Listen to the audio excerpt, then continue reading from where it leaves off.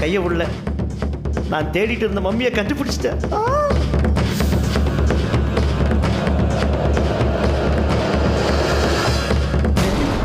யார் இவன் முட்டாள்? எலும்பு கூட்ட பார்த்து எழுதிக்கிட்டு இருக்கான்.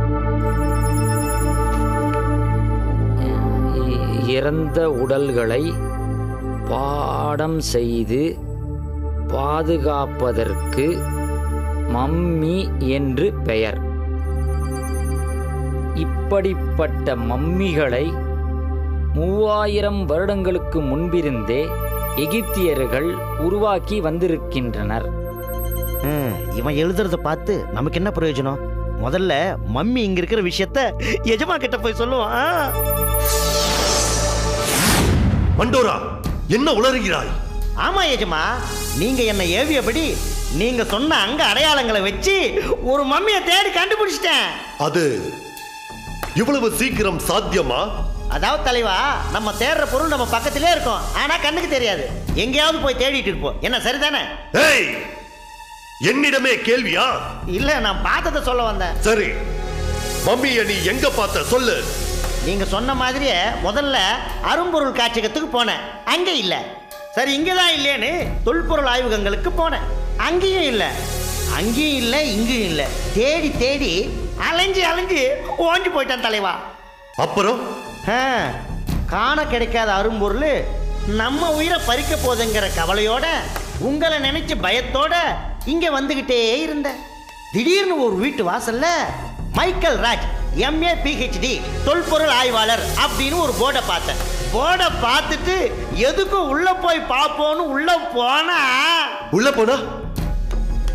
உள்ள போனா ஒரு பெட்டியில உங்க மூதாதர் மம்மிய படுக்க வச்சு ஒரு குறுந்தாடிக்கார குறிப்பெடுத்துக்கிட்டு இருக்கான். நிஜமாவா சொல்ற மண்டோரா? உண்மையதான் சொல்றேன் எஜமா. அப்படின்னா நான் சொன்ன மாதிரி மம்மி அடிச்சிருந்த பெட்டிக்கு மேல 3 கண்கள் இருந்ததா? ஆமா எஜமா, கைட்டி வச்சிருந்த பிரமிட் பெட்டி மேல 3 கண்ணு வரைஞ்சி வச்சிருந்தது. அதெல்லாம் சரி, பெட்டிக்குள்ள மம்மிய பாத்தியா? ஆமா, செத்து போய் 1000 கணக்கு வருஷமா பராமரிக்கப்பட்டு வச்சிருந்த ஒரு உடம்ப பார்த்தேன். அதேதான் நான் தேடும் மம்மி. என் மூதாதையர்களின் மக்கி போகாத மானுட உடல் எங்க இருக்கு? சீக்கிரமா காட்டு. வாங்க தலைவா, சீக்கிரம் போ.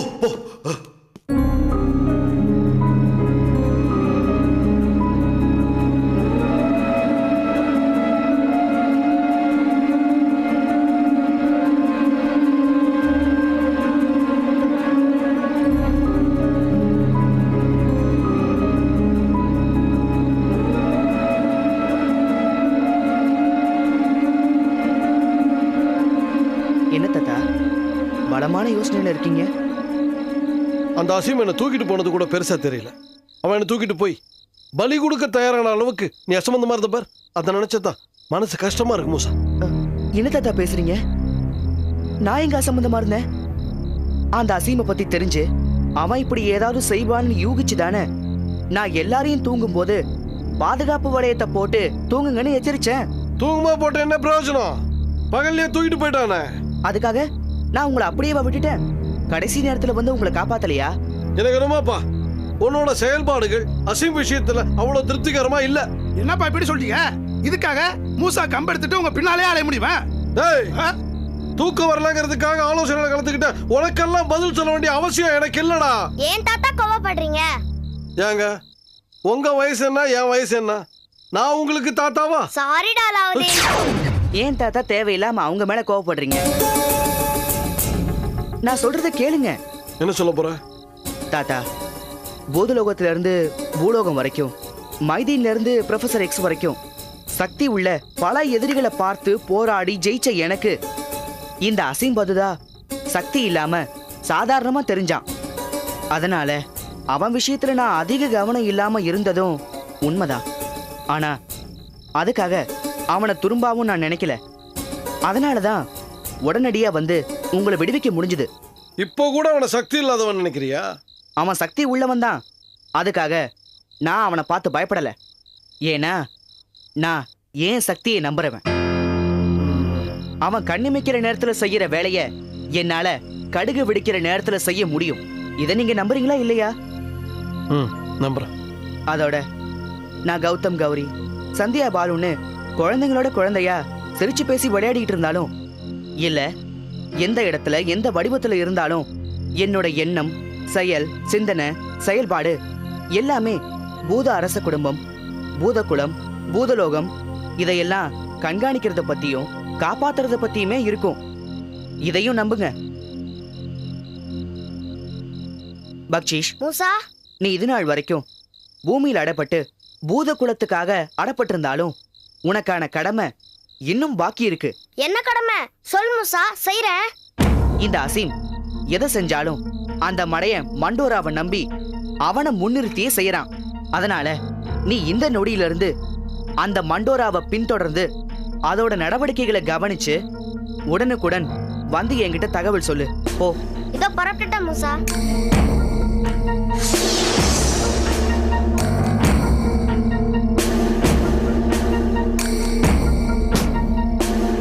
இப்ப மூசா தெளிவா தான் இருக்கான். நீங்க தான் தேவையில்லாத குழப்பறீங்க. ஏச்சி வாங்க வாங்க.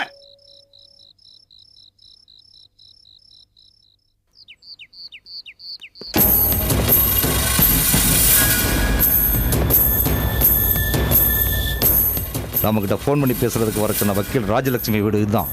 தட்டிடலாமாண்ணா?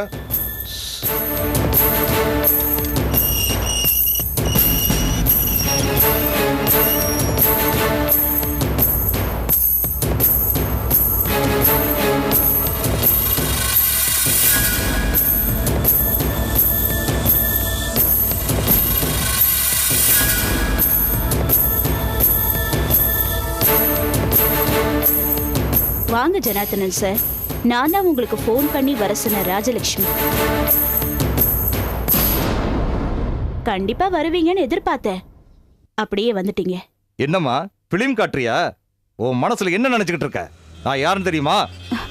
என்ன சார், உங்ககிட்ட வெறும் முரட்டு துணிச்சலும் அகங்காரமும் இருக்கே தவிர விவரமான ஆளுக்குரிய குணாதிசயம் எதுவுமே இல்லையே.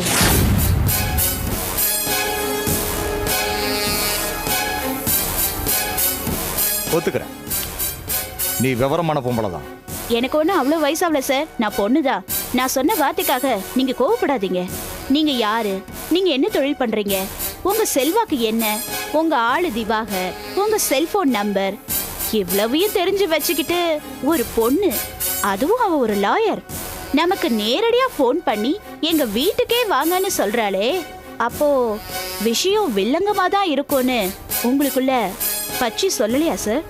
ஆஹா, ரொம்ப விவகாரமான பொம்பளையா இருப்பா போல இருக்க. சரி, நீ இவ்வளவு தில்லா பேசுறத பார்த்தா உன் கையில ஏன் சம்பந்தப்பட்ட ஏதோ ஒரு விஷயம் வசமா சிக்கிருக்க மாதிரி தெரியுது. பரவாயில்லையே, பாயிண்ட புடிச்சிட்டீங்களே. சுத்தி வளைக்காம விஷயத்த சொல்லு. திவாகர் 2 லட்சம் ரூபாய் பணம் தரதா சொல்லி ஏமாத்தின அந்த 2 பொண்ணுங்களுக்கும் அவங்களுக்கு பேசினபடி பணம் தரணும், அவ்வளவுதான்.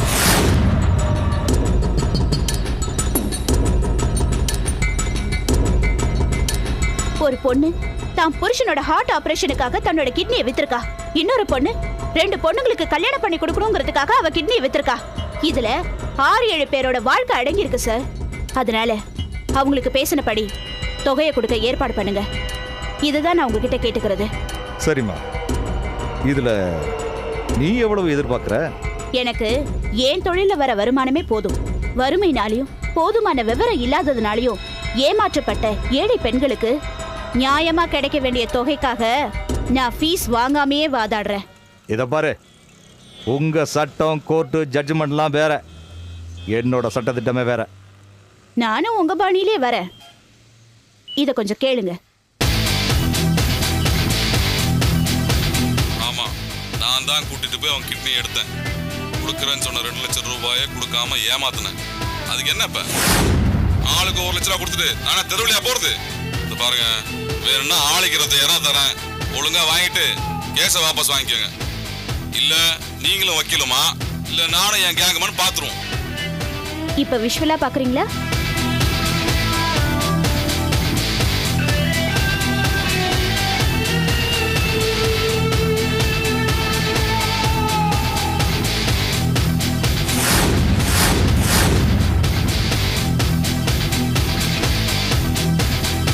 இதுக்கு மேலேயும் நான் ஏதாவது பேசணுமா? எவிடன்ஸ் இல்லாதனால நீங்க அவங்கள போய் மிரட்டுனீங்க. இப்ப வாக்குமூலம் மாதிரி எல்லா விஷயத்துக்கும் ஆதாரம் இருக்கு. உங்க ஆள் திவாகர் கிட்டத்தட்ட அப்ரூவர் லெவலுக்கு கிட்னி மோசடிக்கு சாட்சியா செயல்பட்டிருக்காரு. இது கோர்ட்டுக்கோ பிரஸுக்கோ போனா போதும், நிறுத்து. இப்ப என்ன பண்ணணும்னு சொல்றேன். ஒரே நிபந்தனை தான். பேசினபடி அந்த பொண்ணுங்களுக்கு 2 லட்சத்தை கொடுத்துரு. சரி சரி, நாளைக்கே செட்டில் பண்றேன். இந்த எவிடன்ஸ்லாம் பணம் கைக்கு வந்ததும் உங்க கையாலேயே இதெல்லாம் எரேஸ் பண்ணிடலாம். பணத்தோட வர்றேன். அது வரைக்கும் நீ எதுவும் பண்ணிடாத. வாங்கடா.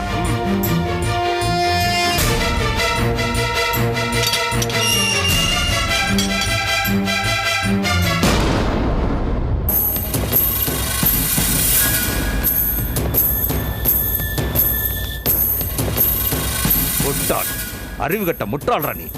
இப்படி ஒரு காரியத்தை பண்ணி நம்ம மொத்த நெட்வொர்க்கை சிக்கல்ல கொண்டு வந்து விட்டுட்டியடா. இல்லண்ணே, நான் வழக்கம் போல பண்ற மாதிரி தானே பண்ணேன். அது இவ்வளவு பெரிய சிக்கல்ல வந்து விட்டுச்சுண்ணே. என்ன வழக்கம் போல பண்ண? உன் கமிஷன் தொகை எவ்வளவு? 15,000 ரூபா. அந்த தொகையை எடுத்துட்டு மீதி தொகையை பார்ட்டிட்ட கொடுத்துருந்தீங்கன்னா அந்த பொம்பளை லாயர்கிட்ட போயிருப்பாளா? உனக்கு பேராசைடா. இப்ப மொத்த டீம் கண்டத்துல வந்து நிக்குது. இத பார் திவாகர், செய்யற தொழில் மோசமா இருந்தாலும் அதுல நேர்மை முக்கியம்டா. அப்படி செஞ்சா தானே நாம கடைபிடிக்கிற அந்த தொழில் தர்மமாவது நம்மளை காப்பாத்துவோம். செய்யற தொழிலும் தப்பு, அதை கடைபிடிக்கிற முறையும் தப்புனா நம்மளை எந்த சாத்தானாலும் காப்பாற்ற முடியாதுடா. அண்ணே, அந்த லாயர் ராஜலட்சுமி பெரிய கிரிமினலா இருப்பா போல இருக்குண்ணே. அதான் ரொம்ப புத்திசாலித்தனமா திட்டம் போட்டு நம்மளை பிடிச்சிட்டானே. அவ ஒரு திறமசாலியா புத்திசாலியா கிரிமினலா இல்லைன்னா நம்மள மாதிரி கிரிமினல்ஸ்ட எப்படா மோத முடியும்? நிச்சயமா அவ சட்டம் தெரிஞ்ச நம்மளை விட மிகப்பெரிய கிரிமினல். நமக்கு கவசமா காசு இருக்கிற மாதிரி அவளுக்கு கவசமா அவகிட்ட கருப்பு கோட்டு இருக்குடா. அவ மட்டும் நினைச்சா அவ நம்ம கிட்ட பேரம் பேசாமலேயே நம்ம மேல கம்ப்ளைண்ட் பண்ணி நம்ம மட்டும் இல்லடா நம்ம கேங்கையே உள்ள தள்ள முடியும்டா. இல்லண்ணே, இந்த விஷயம் பெருசாகி வெளியே வர்றதுக்குள்ள அந்த வக்கீல் ராஜலட்சுமிய தூக்கிட்டானே. இந்த மாதிரி முட்டாள்தனமா யோசிக்காதடா. ஒரு அண்டர் கிரவுண்ட் கேங்கோட துணிச்சலா மோத தெரிஞ்ச லாயர் பேக்ரவுண்ட் இல்லாமல மோத பாப்பா. முட்டாள் ராடி. ஏற்கனவே அவ என்ன பண்றான்னு தெரிஞ்சிக்காம அவகிட்ட உன் பராக்கிரமத்துல அளந்து விட போய் அவ அது எல்லாத்தையும் ஷூட் பண்ணி ஆதாரமா வச்சிருக்காடா. இந்த விவரம் தெரியாம நானும் போய் அவகிட்ட எகிரிட்டேன். அதையும் கூட ரெக்கார்ட் பண்ணி வச்சிருப்பாடா. இந்த லட்சணத்துல அவ மேல கைய வச்சா என்ன ஆகும்? விடியறதுக்குள்ள நாம ஒட்டு மொத்தமா எல்லாருமே உள்ள போக வேண்டியதுதான். இனிமேல் இந்த மாதிரி பண்ணி முட்டாள்தனமா எதுவும் செஞ்சிடாதடா. முதல்ல அவ யாரு, எதுக்காக இந்த விஷயத்துல மூக்க நுழைக்கிறா, அவளோட பேக்ரவுண்ட் என்ன, எல்லாத்தையும் கலெக்ட் பண்ண. ஓகே அண்ணா. அதோட நம்ம ஆளுங்களையும் கொஞ்சம் அலர்ட்டா இருக்க சொல்லு. இருக்க சொல்றேண்ணே. முடிவா என்ன சொல்லி அவ வாய அடிச்சிக்கின? நாம பேசினபடி அந்த பொண்ணுகளுக்கு கொடுக்க வேண்டிய பணத்தை எல்லாம் கொடுக்கறதா சொல்லியிருக்கேன். அந்த லாயர் ராஜலட்சுமியும் அந்த வீடியோ எவிடன்ஸை நம்ம கண்ணு முன்னாடியே எரேஸ் பண்றதா சொல்லியிருக்கா. நாளைக்கு முதல் வேலையா நீ என்ன பண்ற, அந்த பணத்தை எல்லாம் செட்டில் பண்ணிட்டு அவ வீடியோ எரேஸ் பண்ணிட்டாளான்னு அந்த தகவலை என்கிட்ட வந்து சொல்லிட்டா. ஓகேண்ணா. ராஜலட்சுமி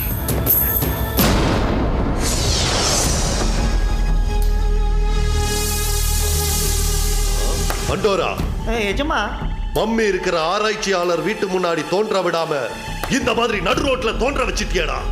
மன்னிக்கணும் எஜமா. மம்மியை பார்த்த சந்தோஷத்துல மம்மி இருக்கிற வீட்டோட அடையாளத்தை மறந்துட்டேன். ஆனா அது இந்த ஏரியால தான் இருக்கு. வாங்க போய் தேடலாம். முட்டாள், சாதாரண ஒரு வீட்டோட முகவரி உனக்கு தெரியல, நீ வாழ்க்கையில என்ன பண்ண போறன்னு எனக்கு தெரியல. சரி நட, தேடலாம்.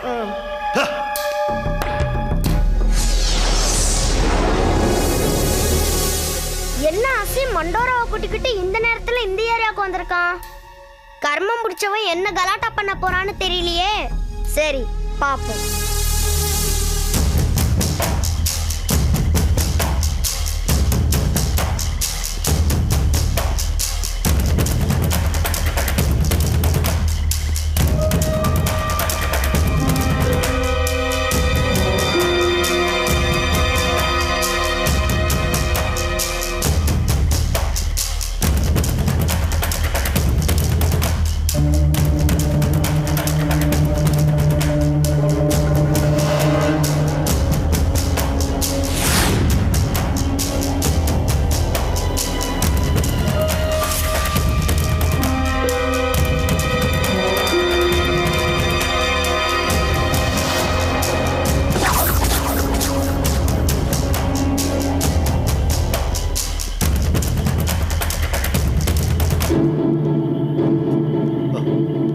என்ன மண்டோரா, ஏற்கனவே இந்த வழியா தானே வந்தோம்.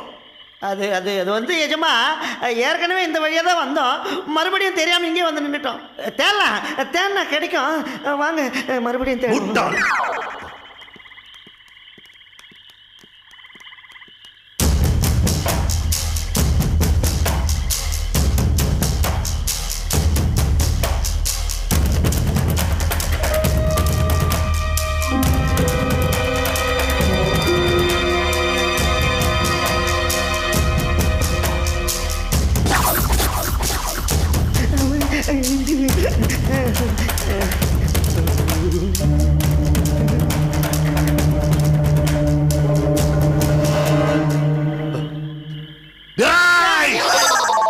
திரும்ப திரும்ப இந்த தெருவுக்குள்ளே கூட்டிட்டு வரியே, அந்த ஆராய்ச்சியாளர் வீடு இந்த ஏரியாவில் தான் இருக்கா? ஆமா எஜமா, நான் இந்த ஏரியா வழி வரும்போது தான் அந்த ஆராய்ச்சியாளர் வீட்டை பார்த்தேன்.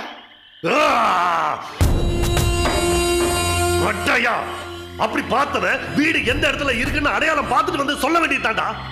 ஏண்டா 4 மணி நேரமா இந்த சென்னை மாநகரத்துல இந்த கொசு நிறைஞ்ச வீதியில ஏண்டா அலையா விட்டுருக்க? ஏண்டா உனக்கு என் மேல ஏதாவது கோபம் இருந்தா அதை பேசி தீர்த்திருக்கலாமேடா. ஏண்டா பழி வாங்குற? சொல்லேண்டா, சொல்லு. குருவே குருவே, இது கரெக்டான இடம் தான். இந்த வாட்டி கரெக்டா கண்டுபிடிச்சிடலாம். வாங்க வாங்க.